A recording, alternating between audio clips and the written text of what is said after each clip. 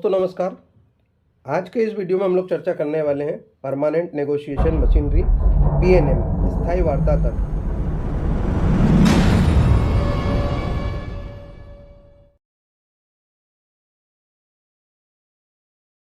दोस्तों exam point of view से इसके 2 या 3 क्वेश्चन हर एक एग्जाम में आते ही हैं। तो चलिए स्टार्ट करते हैं कि पीएनएम क्या होता है, ऑब्जेक्टिव क्या है इसका और किस लेवल पे कितने टायर होते हैं। पूरा इस वीडियो में हम पूरी चर्चा करेंगे।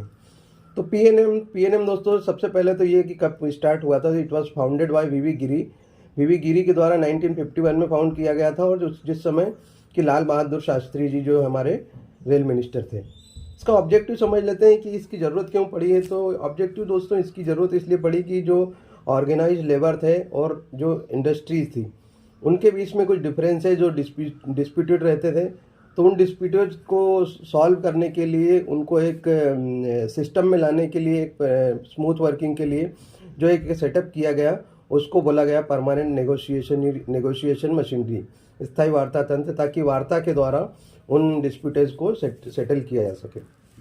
अब दोस्तों समझ लेते हैं कि पीएनएम काम किस तरह करता है।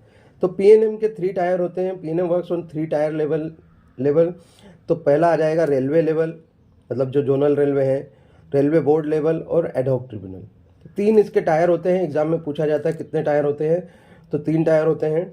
अब समझ लेते हैं कि रेलवे लेवल पे कौन कौन से होते हैं। तो एक रेलवे लेवल 2 और डिवाइड किया गया। कौन से? एक तो डिविजनल लेवल हो जाएगा और दूसरा जोनल लेवल हो जाएगा। अब डिविजनल लेवल पे क्या रहेगा, उसकी बॉडी समझ लेते हैं कि डिविजनल लेवल पे उसकी बॉडी क्या रहेगी। तो divisional level store depot level या फिर वर्कशॉप लेवल, जहाँ पर डिवीजन है जहाँ वर्कशॉप है तो वर्कशॉप लेवल पे भी होती है। अब इसमें समझ लेते हैं कि चेयरमैन कौन रहेगा। तो डिवीजन है या फिर वर्कशॉप है या स्टोर डिपो है। तो डिवीजन रहेगा तो डीआरएम, स्टोर है तो डिप्टी सीएमएम, और अगर वर्कशॉप है तो सीडब्ल्यूएम। उसके जो चेयरमैन रहेंगे, मतलब जो हेड रहेगा वही चेयरमैन रहेगा, ये चीज़ ध्यान रखिए। और सेक्रेटरी जो रहेगा पर्सनल डिपार्टमेंट का रहेगा। पर्सनल डिपार्टमेंट का इसलिए ताकि वो स्टाफ के मैटर्स देखता है, इसलिए सीनियर डीपीओ, अगर स्टोर में है तो एसपीओ और इधर सीडब्ल्यूएम में है तो एपीओ।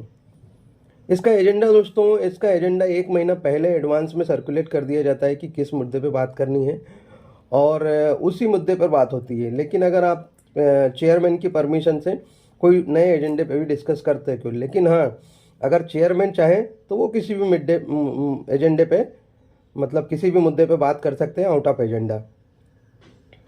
मीटिंग देख लेते हैं कि इसकी मीटिंग कितनी बार होती है। तो डिविजनल लेवल पे इसकी मीटिंग होती है 2 महीने में एक बार, और ये दोनों ही यूनियन से अलग अलग होती है। जहाँ पर जो यूनियन है एनआरएमयू या सीआरएम में जो भी यूनियन रहेगी उन दोनों से सेपरेटली 2 महीने में एक बार एक यूनियन से होगी। और जो इस पर मैटर डिस्कस किए जाएंगे वो मैटर स्पेशली जो डीआरएम या सीडब्ल्यूएम या फिर स्टोर लेवल पे जो जिसके कंट्रोल में रहेगा, जिसके पावर में रहेगा, उन्हीं मुद्दों पर इसमें चर्चा होती है। अब देख लेते हैं जोनल रेलवे लेवल पे। तो जोनल रेलवे लेवल पे जो भी जोनल रेलवे का हेड कौन होता है, तो जनरल मैनेजर होता है। तो जीएम चेयरमैन रहेंगे। सेक्रेटरी पर्सनल डिपार्टमेंट के रहेंगे, तो पीसीपीओ होता है हेड पर्सनल डिपार्टमेंट का, जीएम पर्सनल वो रहेंगे। इसमें भी एजेंडा सेम वही है दोस्तों कि 1 महीना पहले एडवांस सर्कुलेट कर दिया जाता है, और आउट ऑफ एजेंडा डिस्कस करने के लिए चेयरमैन की परमिशन होती है, और चेयरमैन किसी भी एजेंडे पर डिस्कस कर सकते हैं। तो सेम थिंग है इसमें भी। मीटिंग जो रहेगी 1 in 3 months। तो याद रखिए दोस्तों, डिवीजन लेवल पे 2 महीने में होती है, वहीं जोनल लेवल पर ये 3 महीने में एक बार होती है, और सेपरेट रिप्रेजेंटेटिव के साथ होती है, एनआरएम सीआरएम जो भी यूनियन रहेगी वहाँ पर उसके साथ में। अब मैटर जो डिस्कस किए जाते हैं वो होते हैं जीएम के पावर में जो मैटर्स रहेंगे वही यहाँ पर डिस्कस किए जाते हैं। मतलब जो डिविजनल लेवल पर सेटल नहीं हो सकते उनको जीएम लेवल पर सेटल करने की कोशिश की जाती है। तीसरा आ जाएगा दोस्तों, अब इसमें सेकंड नंबर का 2 चीज़ें हो गई। इसके बाद में आ जाएगा रेलवे बोर्ड लेवल पे। तो रेलवे बोर्ड लेवल पे जो रहेगा चेयरमैन, वो रहेंगे member of staff. Member staff जो होता है वो चेयरमैन रहेगा।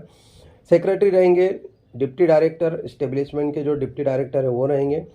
एजेंडा इसमें भी वही same 1 month in advance circulate कर दिया जाता है। आउट ऑफ एजेंडा बात कर डिस्कस नहीं किया, मतलब चेयरमैन की परमिशन से डिस्कस किया जाता है, और chairman can discuss any item out of agenda.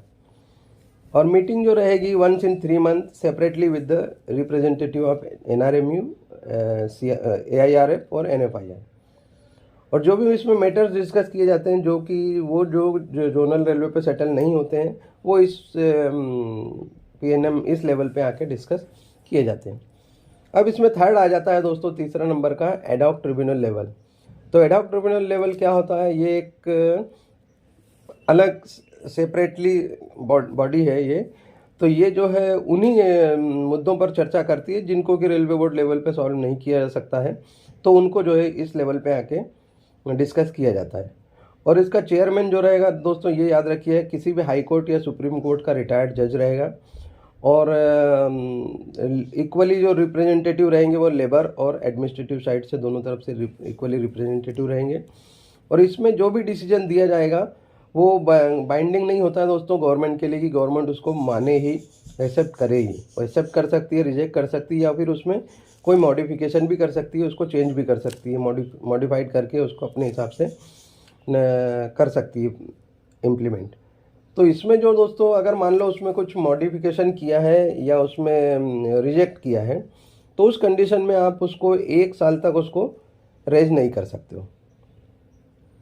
Reject कर दिया है, मॉडिफाई कर दिया तो उस जो डिसीजन आया था उसको आप 1 साल तक रेज नहीं कर सकते हो। हाँ, अगर कोई मैटर जो है सेटल कर लिया गया है ट्रिब्यूनल की तरफ से और गवर्नमेंट ने भी उसको एक्सेप्ट कर लिया है तो उस कंडीशन में आप उसको 2 साल तक फिर से उसको रेज नहीं कर सकते हो। तो इसमें ये ध्यान रखिए कि अगर मान लो एक्सेप्ट कर लिया तो 2 साल तक आप उस मुद्दे को फिर से नहीं उठाओगे। और अगर मान लो उसको रिजेक्ट किया या उसमें मॉडिफिकेशन किया तो आप उसको 1 साल के बाद फिर उसमें अमेंडमेंट करने की या उसमें चेंज करने की या जो भी आपकी जो डिमांड है वो आप उसमें रेज कर सकते हो। तो इस तरफ दोस्तों पीएनएम का एक इम्पॉर्टेंट चैप्टर था, इसको मैंने शॉर्ट में मतलब समझने की कोशिश की। तो पीएनएम इस तरह से 3 टायर में वर्क करता है। तो बहुत ही इंपॉर्टेंट चैप्टर है दोस्तों, इसको अच्छे से थोड़ा सा देख लीजिए, एग्जाम में जरूर पूछा ही जाता है। मिलते हैं हम नेक्स्ट वीडियो में, तब तक के लिए इसी तरह पढ़ते रहिए, मुस्कुराते रहिए। God bless you all.